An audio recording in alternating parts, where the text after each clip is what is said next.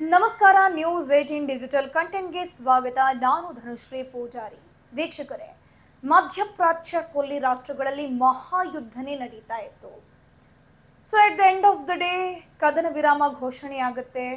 ಮತ್ತೆ ಯಾರೋ ಒಬ್ರು ಅಟ್ಯಾಕ್ ಅನ್ನು ಶುರು ಮಾಡ್ತಾರೆ. ಆ ಕದನ ವಿರಾಮ ಅನ್ನುವಂಥದ್ದು ಒಂದೆರಡು ದಿನಕ್ಕೆ ಮಾತ್ರ ಸೀಮಿತ ಆಗುತ್ತೆ.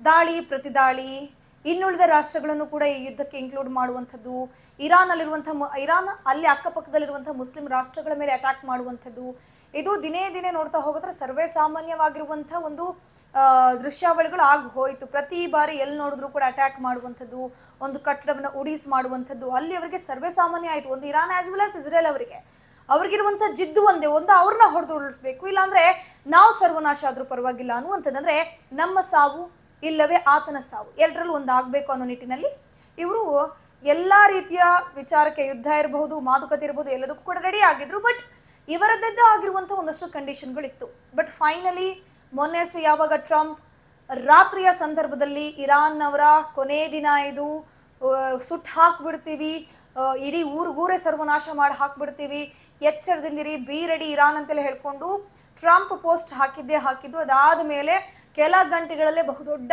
ಬೆಳವಣಿಗೆ ಆಗುತ್ತೆ. ಏನಪ್ಪಾ ಅಂತಂದ್ರೆ ಮಧ್ಯಪ್ರಾಚ್ಯ as well as Iran, Israel, America ಈ ಎಲ್ಲ ಭಾಗದಲ್ಲಿ ಆಗ್ತಿರುವಂತಹ ಯುದ್ಧಕ್ಕೆ ಕದನ ವಿರಾಮ ಅನ್ನುವಂಥದ್ದು ಘೋಷಣೆ ಆಗುತ್ತೆ. 2 ವಾರಗಳ ಕಾಲ ಕದನ ವಿರಾಮವನ್ನ ಘೋಷಣೆ ಮಾಡ್ತಾರೆ. ಎಲ್ಲರೂ ಕೂಡ ಅನ್ಕೊಂಡ್ರು, ಓಕೆ ಫೈನಲಿ ಇದಕ್ಕೊಂದು ಫುಲ್ ಸ್ಟಾಪ್ ಇಡುವಂತಹ ಕ್ಷಣ ಬಂದೇ ಬಿಡ್ತಲ್ಲ ಅಂತಂದ್ರೆ 2 ವಾರಗಳ ಕಾಲ ಕದನ ವಿರಾಮ ಅಂತಂದ್ರೆ ಅಲ್ಲಿ ಶಾಂತಿ ಮಾತುಕತೆ ನಡೆಯುವಂಥ ಚಾನ್ಸಸ್ ಅತಿ ಹೆಚ್ಚು ಸಂಖ್ಯೆಯಲ್ಲಿ ಇತ್ತು ಅನ್ನುವಂಥದ್ದು. ಸೊ ಈಗ ಏನಾಗುತ್ತೆ, ಕದನ ವಿರಾಮ ಘೋಷಣೆ ಆಗುತ್ತೆ. ಬಟ್ ಸ್ಟಿಲ್ ಇಸ್ರೇಲ್ ಏನು ಮಾಡ್ತಾ ಇದೆ, ಲೆಬನಾನ್ ಮೇಲೆ ಅಟ್ಯಾಕ್ ಮಾಡ್ತಾನೆ ಇದೆ. ಇಸ್ರೇಲ್ ಪಕ್ಕದಲ್ಲಿ ಲೆಬನಾನ್ ಇರೋದು ಕೂಡ. ಸೊ ಲೆಬನಾನಿಗರು ಇರಾನ್ಗೆ ಸಪೋರ್ಟ್ ಆಗಿ ನಿಂತವರು ಅಂತಂದ್ರೆ ಬರೀ ಲೆಬನಾನಿಗರು ಮಾತ್ರ. ಹೆಜ್ಬುಲ್ಲಾ, ಹೌತಿ, ಹಮಾಸ್ ಉಗ್ರರು ಇವರೆಲ್ಲರೂ ಕೂಡ ಇರಾನ್ಗೆ ಸಪೋರ್ಟ್ ಆಗಿ ಬಿಗಿನಿಂದನೂ ಕೂಡ, ಅಂದ್ರೆ ಮೊದಲಿಂದಲೂ ಕೂಡ ನಿಂತವರು ಅಂತಂದ್ರೆ ಲೆಬನಾನಿಗರು, ಲೆಬನಾನ್ನಲ್ಲಿರುವಂತಹ ಹೆಜ್ಬುಲ್ಲಾಗಳು. ಸೊ ಇಸ್ರೇಲ್ ಅವರಿಗೆ ಹಿಜ್ಬುಲ್ಲಾರವರನ್ನ ಹುಟ್ಟಡಗಿಸ್ಬೇಕು ಅನ್ನುವಂಥದ್ದು ಒಂದು ಮೇನ್ ಟಾರ್ಗೆಟ್ ಆಗಿತ್ತು. ಸೊ ಕದನ ವಿರಾಮ ಘೋಷಣೆ ಆದರೂ ಕೂಡ, ಇರಾನ್ ಮೇಲೆ ಅಟ್ಯಾಕ್ ಅನ್ನು ನಿಲ್ಲಿಸಿದ್ರು ಕೂಡ ಇಸ್ರೇಲಿಗರು ಲೆಬನಾನ್ ಮೇಲೆ ಅಟ್ಯಾಕ್ ಮಾಡೋದನ್ನ ಮಾತ್ರ ನಿಲ್ಲಿಸಿರಲಿಲ್ಲ. ದಾಳಿಯನ್ನು ತೀವ್ರಗೊಳಿಸಿದ್ರು. ಬರೋಬ್ಬರಿ 450-500 ಜನರು ಅಲ್ಲಿ ಸಾವನ್ನಪ್ಪುತ್ತಾರೆ. ಸೊ ಇದು ದೊಡ್ಡ ಮಟ್ಟದಲ್ಲಿ ಚರ್ಚೆಗೆ ಗ್ರಾಸವಾಗುವಂತಹ ಹೊತ್ತಲ್ಲೇ ಪಾಕಿಸ್ತಾನಿಗೆ ಎಂಟ್ರಿ ಆಗುತ್ತೆ. ಪಾಕಿಸ್ತಾನ, ಚೀನಾ ಎಲ್ಲ ಕೂಡ ಎಂಟ್ರಿ ಆಗಿ ಬರೋಬ್ಬರಿ 5 ರಾಷ್ಟ್ರಗಳ ಮುಂದಾಳತ್ವದಲ್ಲಿ ಶಾಂತಿ ಸಭೆಯನ್ನ ಮಾಡ್ತೀವಿ ಅಂತ ಹೇಳ್ಕೊಂಡು ಒಂದು ಮಾತಿಗೆ ಮುಂದಾಗ್ತಾರೆ. ಸೊ ಅದೇ ರೀತಿ ಇಸ್ಲಾಮಾಬಾದ್ನಲ್ಲಿ ನಿನ್ನೆ, ಪಾಕಿಸ್ತಾನದ ಇಸ್ಲಾಮಾಬಾದ್ನಲ್ಲಿ 2 ನಿಯೋಗ ಕೂಡ ಬಂದಿರುತ್ತೆ. ಒಂದ್ ಕಡೆ ಅಮೆರಿಕಾದ ಉಪಾಧ್ಯಕ್ಷ JD ವ್ಯಾನ್ಸ್ ಅವರ ಮುಂದಾಳತ್ವದಲ್ಲಿ ಅಮೆರಿಕ ನಿಯೋಗ ಬಂದ್ರೆ, ಅದ್ರ ಜೊತೆಗೆ ಈ ಒಂದು ವಿದೇಶಾಂಗ ಸಚಿವ ಇರಾನ್ನ, ಅದ್ರ ಜೊತೆಗೆ ಅವರದೊಂದು ಟೀಮ್ ನಿಯೋಗ ಈ ಪಾಕಿಸ್ತಾನದ ಇಸ್ಲಾಮಾಬಾದ್ಗೆ ಬರ್ತಾರೆ. ಸೊ ಬಂದಂತ ಸಂದರ್ಭದಲ್ಲಿ ಮೊದಲಿಗೆ ಅವರು ಡಿಸ್ಕಸ್ ಮಾಡುವಂಥದ್ದು ಪಾಕಿಸ್ತಾನ ಪ್ರಧಾನಿ ಶೆಹಬಾಜ್ ಶರೀಫ್ ಜೊತೆ. ಸೊ ಏನಪ್ಪಾ ಅಂತಂದ್ರೆ, ನಾವು ಫಸ್ಟಿಗೆ ಶಾಂತಿ ಮಾತುಕತೆ ಅವರ ನಿಯೋಗದ ಜೊತೆ ನಮ್ಮ ನಿಯೋಗ ಮಾತನಾಡಬೇಕು ಅಂತಂದ್ರೆ ಮೊದಲು ನೀವು ನಮ್ಮ ಜೊತೆ ಮಾತನಾಡಿ ಅಂತ ಹೇಳ್ಕೊಂಡು ಪಾಕಿಸ್ತಾನದ PM ಅನ್ನು ಇಟ್ಕೊಂಡು ಕೂರಿಸ್ತಾರೆ. ಒಂದಷ್ಟು ಮಾತುಕತೆ ಆಗುತ್ತೆ. ಯಾಕಂದ್ರೆ ಫಸ್ಟ್ ನೀವು ನಮಗೆ ಗ್ಯಾರಂಟಿ ಕೊಡಿ, ನಾವು ಹಾಕುವಂತ ಕಂಡೀಷನ್ಗೆ ಅವರು ಒಪ್ಪಿಗೆ ಸೂಚಿಸ್ತಾರೆ ಅನ್ನೋದನ್ನ ನೀವು ನಮ್ಗೆ ಇಲ್ಲಿ ಭರವಸೆ ಕೊಟ್ರೆ ನಾವು ಅಲ್ಲಿ ಹೋಗಿ ಮಾತನಾಡ್ತೀವಿ ಅಂತ. ಹಾಗೂ ಹೀಗೆ ಬರೋಬ್ಬರಿ 21 ಗಂಟೆಗಳ ಕಾಲ ನಿನ್ನೆ ಸಂಧಾನ ಏನು ಸಭೆ ನಡೆಯಿತು, ಶಾಂತಿ ಸಭೆ ನಡೆಯಿತು ನೋಡಿ, ಅದು ವಿಫಲ ಆಗಿದೆ. ಕಾರಣ ಆಯಾಯ ರಾಷ್ಟ್ರಗಳ ಈಗೋ, ಆ ರಾಷ್ಟ್ರಗಳ ಅಹಂಕಾರ. ಸೊ ಈಗೋ ಅಹಂಕಾರಗಳಿಂದ ವಿಶ್ವದಾದ್ಯಂತ ಎಲ್ಲಾ ವಿಚಾರದಲ್ಲೂ ವ್ಯಾಪಾರ, ವಹಿವಾಟು, ಜನರ ಜೀವನ ಎಲ್ಲವೂ ಕೂಡ ಅಲ್ಲೋಲ ಕಲ್ಲೋಲ ಆಗ್ಬಿಟ್ಟಿದೆ. ಬಟ್ ಅದ್ಯಾವುದು ಕೂಡ ಇವರುಗಳಿಗೆ ಬೇಕಾಗಿಲ್ಲ. ತಮ್ಮ ಅಸ್ತಿತ್ವ ವಿಚಾರನೇ ಇಲ್ಲಿ ಅವರಿಗೆ ಮೇನ್ ಆಗಿ ಹೋಗ್ಬಿಟ್ಟಿದೆ. ಸೊ ಅದು ಒಂದ್ ಕಡೆ. ಬರೋಬ್ಬರಿ 20 ಗಂಟೆಗಳ ಕಾಲ ನಿನ್ನೆ ಶಾಂತಿ ಸಭೆ ಆಗುತ್ತೆ. ಆ ಸಭೆಯಲ್ಲಿ ಹಲವಾರು ವಿಚಾರಗಳು, ಅಂದ್ರೆ ನಾನು ಈಗಾಗಲೇ ಹೇಳಿದ್ನಲ್ಲ, ಆಯಾಯ ಕಂಟ್ರಿಗಳ ಈಗೋ ಇಲ್ಲಿ ಕಾಣ್ತಾ ಇತ್ತು, ತಾಂಡವ ಆಡ್ತಾ ಇತ್ತು ಅಂತ. ಯಾಕಂದ್ರೆ ಈಗೋ ಅಂದ್ರೆ ಇವರು ಒಂದಷ್ಟು ಡಿಮ್ಯಾಂಡ್ ಅನ್ನು ಇಟ್ಟಿದ್ದಾರೆ, ಅವರು ಕೂಡ ಒಂದಷ್ಟು ಡಿಮ್ಯಾಂಡ್ ಇಟ್ಟಿದ್ದಾರೆ. ಅವ್ರ ಡಿಮ್ಯಾಂಡ್ಗೆ ಇವರು ಒಪ್ತಲ್ಲ, ಇವ್ರ ಡಿಮ್ಯಾಂಡ್ಗೆ ಅವ್ರು ಒಪ್ತಲ್ಲ. ಹಾಗಾದ್ರೆ ಶಾಂತಿ ಸಭೆ ಮಾಡುವಂತಹ ಅರ್ಥ ಏನಿತ್ತಿಲ್ಲಿ? ಸೊ ಡಿಮ್ಯಾಂಡ್ ಅನ್ನ ತರ್ತಾರೆ, ಷರತ್ತುಗಳನ್ನ ವಿಧಿಸ್ತಾರೆ ಅನ್ನುವಂಥದ್ದು 2 ಕಂಟ್ರಿಯವರಿಗೂ ಗೊತ್ತಿದ್ದು ಕೂಡ, ನಾವು ಅವರು ಏನ್ ಷರತ್ತು ವಿಧಿಸ್ತಾರೆ ಅದಕ್ಕೆ ನಾವು ಓಕೆ ಅನ್ನೋದಿಲ್ಲ ಅಂತ ಗೊತ್ತಿದ್ರು ಕೂಡ ಈ ಶಾಂತಿ ಸಭೆ ಮಾಡುವಂತಹ ನಾಟಕ ಯಾಕಾಗಿ ಮಾಡ್ಬೇಕಿತ್ತು ಅನ್ನುವಂಥದ್ದು ಜನರ ಪ್ರಶ್ನೆ. ಯಾಕಂದ್ರೆ ಇಡೀ ವಿಶ್ವದ ಚಿತ್ತ ಪಾಕಿಸ್ತಾನದತ್ತ ಅನ್ನೋ ರೀತಿ. ಯಾಕಂದ್ರೆ ಈ ಒಂದು ಯುದ್ಧ ನಿಲ್ಲಬೇಕು. ಯುದ್ಧ ನಿಂತಾದ್ಮೇಲೆ ಎಲ್ಲವೂ ಕೂಡ ಒಂದು ಸ್ಥಿತಿಗೆ ಬಂದು ನಿಲ್ಲುತ್ತೆ. ಎಲ್ಲವೂ ಕೂಡ ಒಂದು ಸಮಸ್ಯೆಗಳು ಈಗ ಕಾಡ್ತಿದೆಯಲ್ಲ, ಅದೆಲ್ಲವೂ ಕೂಡ ಇತ್ಯರ್ಥ ಆಗುತ್ತೆ. ನಮ್ಮ ಭಾರತದಲ್ಲಿ, ನಮ್ಮ ಕರ್ನಾಟಕದಲ್ಲಿ ಗ್ಯಾಸ್ ಟ್ರಬಲ್ ಆಗ್ತಾ ಇದೆ. ಸೊ ಅದು ಕೂಡ ಒಂದು ತಕ್ಕ ಮಟ್ಟಿಗೆ ಕಮ್ಮಿ ಆಗಬಹುದು ಅನ್ನುವಂಥ ಭರವಸೆಯಲ್ಲಿ ನಮ್ಮ ಕರ್ನಾಟಕದ ಜನರು ಆಸ್ ವೆಲ್ ಆಸ್ ಭಾರತದವರು ಕೂಡ ಇದ್ರು.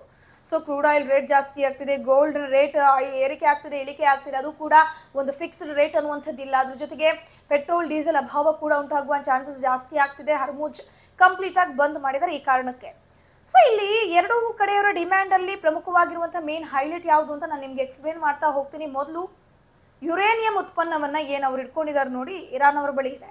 ಅದನ್ನ ಅಮೆರಿಕ ಕೊಟ್ಟಂತ ಡಿಮ್ಯಾಂಡ್ ಅಲ್ಲಿ ಒಂದು ವಿಚಾರ ಏನಪ್ಪಾ ಅಂತಂದ್ರೆ, ಯುರೇನಿಯಂ ಏನು ಅವ್ರ ಬಳಿ ಇದೆ ನೋಡಿ, ಅದನ್ನ ಸ್ವಲ್ಪ ನಮಗೆ ಕೊಟ್ಟು ಒಂದು ಅಷ್ಟು ನೀವು ಇಟ್ಕೊಂಡ್ರೆ ಸರಿ ಅಂತ ಹೇಳ್ತಾ ಇದ್ದೀನಿ. ಒಂದು ಕಡೆ ಅಂದ್ರೆ ಎರಡೂ ಡಿಸಿಷನ್ ಅಲ್ಲಿ ಇದೆ. ಒಂದ ಕಡೆ ನೀವು ಕಂಪ್ಲೀಟ್ ಆಗಿ ನಮ್ಗೆ ಕೊಟ್ಬಿಡ್ಬೇಕು ಅಂತ, ಇನ್ನೊಂದ್ ಕಡೆ ತಕ್ಕ ಮಟ್ಟಿಗೆ ನೀವು ಇಟ್ಕೊಂಡು ಸ್ವಲ್ಪ ಅದ್ರಲ್ಲಿ 90% ನಮಗೆ ಕೊಡಬೇಕು ಅನ್ನುವಂಥ ನಿಟ್ಟಿನಲ್ಲೂ ಕೂಡ ಒಂದಷ್ಟು ಅಮೆರಿಕ ಹೇಳ್ತಿರುವಂಥದ್ದು. ಬಟ್ ನಾವು ಯುರೇನಿಯಂ ಅನ್ನ ನಮ್ಗೆ ಎಷ್ಟು ಬೇಕೋ ಅಷ್ಟೇ ನಾವು ಬಳಕೆ ಮಾಡ್ತಾ ಇರೋದು, ತಯಾರು ಮಾಡಿರೋದು ಕೂಡ. ಅದು ವಿದ್ಯುತ್ ಉತ್ಪನ್ನಗಳಿಗೆ ನಾವು ಯೂಸ್ ಮಾಡ್ತೀವಿ ಬಿಟ್ಟರೆ ಬದಲಾಗಿ ಅಣ್ವಸ್ತ್ರ ಇರ್ಬೋದು, ಪರಮಾಣು ಶಸ್ತ್ರಾಸ್ತ್ರಗಳನ್ನ ಹೊಂದಿಕೊಳ್ಳೋಕ್ಕೋಸ್ಕರ ನಾವು ಅದನ್ನ ತಯಾರು ಮಾಡಿಲ್ಲ ಅಂತ ಹೇಳ್ಕೊಂಡು ಇರಾನ್ ಹೇಳ್ತಿದೆ. ಅದ್ರ ಜೊತೆಗೆ IRGCನ ಭಯೋತ್ಪಾದಕರು ಅಂತ ಹೇಳ್ಕೊಂಡು ಟ್ರಂಪ್ ಹೇಳ್ತಾನೆ ಬರ್ತಾ ಇದ್ದಾರೆ. ಸೊ ಆ ಭಯೋತ್ಪಾದಕ ಪಟ್ಟವನ್ನ ನೀವು ತೆಗಿಬೇಕು ಅಂತ ಹೇಳ್ಕೊಂಡು ಇರಾನ್ ಅಮೆರಿಕದ ಮುಂದೆ ಒಂದು ಷರತ್ತನ್ನ ಇಡುತ್ತೆ.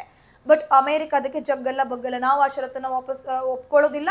ನಾವು IRGC ಅನ್ನುವಂಥದ್ದು ಭಯೋತ್ಪಾದಕರು ಅನ್ನುವಂಥದ್ದನ್ನ ನಾವು ಪದೇ ಪದೇ ಪ್ರತಿಪಾದಿಸ್ತೀವಿ ಅಂತ ಹೇಳ್ಕೊಂಡು ಅಮೆರಿಕ ಹೇಳ್ತಾ ಇದೆ. ಅದ್ರ ಜೊತೆಗೆ ಹರ್ಮುಜನ್ನ ಓಪನ್ ಮಾಡಬೇಕು ಅಂತ ಹೇಳ್ಕೊಂಡು ಅಮೆರಿಕ ಹೇಳ್ತಾ ಇದ್ರೆ ಅದು ನಮ್ಗೆ ಬಿಟ್ಟಂತಹ ವಿಚಾರ, ನಮ್ಗೆ ಯಾವಾಗ ಬೇಕೋ ಅವಾಗ ನಾವು ಓಪನ್ ಮಾಡ್ತೀವಿ ಅಂತ ಹೇಳ್ಕೊಂಡು ಇರಾನ್ ಹೇಳ್ತಿದೆ. ಹೀಗೆ ಹಲವಾರು ವಿಚಾರಗಳನ್ನ ಮುಂದಿಟ್ಕೊಂಡು ಸಂಧಾನ ಸಭೆಯನ್ನ ಮಾಡೋದು. ಸಂಧಾನ ಸಭೆ ವಿಫಲ ಆಗಿದೆ. ಈಗ ಯಾವ ಕ್ಷಣದಲ್ಲಾದರೂ ಕೂಡ ಮಹಾಯುದ್ಧ ನಡೆದು ಹೋಗಬಹುದು ಅನ್ನುವಂಥ ಆತಂಕದಲ್ಲಿ Iran as well as Israel as well as America ಕೂಡ ಇದೆ. ಯಾಕಂದ್ರೆ ಸಂಧಾನ ಮಾತುಕತೆ ಆಗಿಲ್ಲ, ಹಾಗಾದ್ರೆ ಈ ಒಂದು ಸೀಸ್ ಫೈರ್ ಅನ್ನುವಂಥದ್ದು ವ್ಯಾಲಿಡ್ ಆಗೋದೇ ಇಲ್ಲಲ್ಲ. ಸೊ ಈ ಸೀಸ್ ಫೈರ್ ಅನ್ನುವಂಥದ್ದು ಏನಿದೆ, ಸಂಧಾನ ಮಾತುಕತೆ ಅನ್ನುವಂಥದ್ದು ಏನಿದೆ, ಇದನ್ನ ಇನ್ ಕೇಸ್ ಸಕ್ಸಸ್ ಆಗಿದ್ದಿದ್ರೆ ಇಷ್ಟು ದೊಡ್ಡ ಯುದ್ಧಕ್ಕೆ ಆಹ್ವಾನ ಕೊಟ್ಟಂತೆ ಇರ್ತಾ ಇರಲಿಲ್ಲ. ಬಟ್ ಅಮೆರಿಕದ ಅಧ್ಯಕ್ಷ ಡೊನಾಲ್ಡ್ ಟ್ರಂಪ್ ಶಾಂತಿ ಸಭೆ ಮಾಡೋ ಮೊದಲೇ ಒಂದಷ್ಟು ಸ್ಟೇಟ್ಮೆಂಟ್ಗಳನ್ನು ಕೊಡ್ತಿದ್ರು. ಏನಪ್ಪ ಅಂತಂದ್ರೆ, ಶಾಂತಿ ಸಭೆಯಲ್ಲಿ ಎಲ್ಲವೂ ಕೂಡ ಇತ್ಯರ್ಥ ಆಯಿತು ಅಂತಂದ್ರೆ ನಾವು ಇಲ್ಲಿಗೆ ಬಿಟ್ಬಿಡ್ತೀವಿ, ಇಲ್ಲಾಂದ್ರೆ ಮಹಾಯುದ್ಧಕ್ಕೆ ರೆಡಿ ಆಗಿರ್ತೀವಿ ಅಂತ. ಅಂದ್ರೆ ಆಲ್ರೆಡಿ ಟ್ರಂಪ್ ಏನಿದೆ ತನ್ನ ಸೇನೆಯನ್ನು ಕಳಿಸ್ಕೊಟ್ಟಿದ್ದಾರೆ. ಸುಮಾರು 1,500ದಿಂದ 2,000ವರೆಗೆ ಸೈನಿಕರನ್ನ ನಿಯೋಜನೆ ಮಾಡಲಾಗಿದೆ. ಹೈಟೆಕ್ ಹಡಗುಗಳನ್ನ, ಶಸ್ತ್ರಾಸ್ತ್ರಗಳನ್ನ ಹೊಂದಿರುವಂತಹ ಹಡಗುಗಳನ್ನ ಹರ್ಮುಜ್ನತ್ತ ಕಳಿಸ್ಕೊಡ್ತಾ ಇದ್ದಾರೆ ಅಂತ ನೋಡ್ಬೇಕು ಇದು ಎಲ್ಲಿವರೆಗೂ ಬಂದು ನಿಲ್ಲತ್ತೆ. ಈಗ ಮಹಾಯುದ್ಧ ನಡೆದೇ ಹೋಗ್ಬಿಡತ್ತೆ. ಯಾಕಂದ್ರೆ ಆಲ್ಮೋಸ್ಟ್ 39 ದಿನಗಳ ಮಹಾಯುದ್ಧಕ್ಕೆ ಒಂದಷ್ಟು ಫುಲ್ ಸ್ಟಾಪ್ ಬಿತ್ತು ಅಂತ ಅಂದ್ಕೊಳ್ಳುವಂತ ಸಂದರ್ಭದಲ್ಲಿ ಈಗ ಮತ್ತೆ ಯುದ್ಧದ ವಾತಾವರಣ ಅಲ್ಲಿ ನಿರ್ಮಾಣ ಆಗಿದೆ. ಕೆಲವೇ ಕ್ಷಣಗಳು ಅಂತ ಹೇಳಬಹುದು, ಕೆಲವೇ ಗಂಟೆಗಳು ಅಂತಲೂ ಕೂಡ ಹೇಳಬಹುದು, ಕೆಲವೇ ದಿನಗಳಲ್ಲಿ ಯುದ್ಧ ಆಗತ್ತಾ ಅಥವಾ ನಿಂತು ಹೋಗುತ್ತಾ ಅನ್ನೋದಕ್ಕೆ ಉತ್ತರ ಸಿಗಲಿದೆ. ನಿರ್ಭೀತ, ನಿಷ್ಪಕ್ಷಪಾತ, ವಿಶ್ವಾಸಾರ್ಹ ಸುದ್ದಿಗಳಿಗೆ ಹೆಸರಾಗಿರುವ ನ್ಯೂಸ್ 18 ಕನ್ನಡ ಈಗ ಆಪ್ನಲ್ಲೂ ಲಭ್ಯವಿದೆ. ದಯವಿಟ್ಟು ಇಲ್ಲಿರುವ QR ಕೋಡ್ನ ಸ್ಕ್ಯಾನ್ ಮಾಡಿಕೊಂಡು ಆಪ್ ಡೌನ್ಲೋಡ್ ಮಾಡೋದಕ್ಕೆ ಮರಿಬೇಡಿ. ನಿಮ್ಮ ಬೆಂಬಲ ಹೀಗೆ ಸದಾ ನಮ್ಮೊಂದಿಗಿರಲಿ. ಧನ್ಯವಾದ.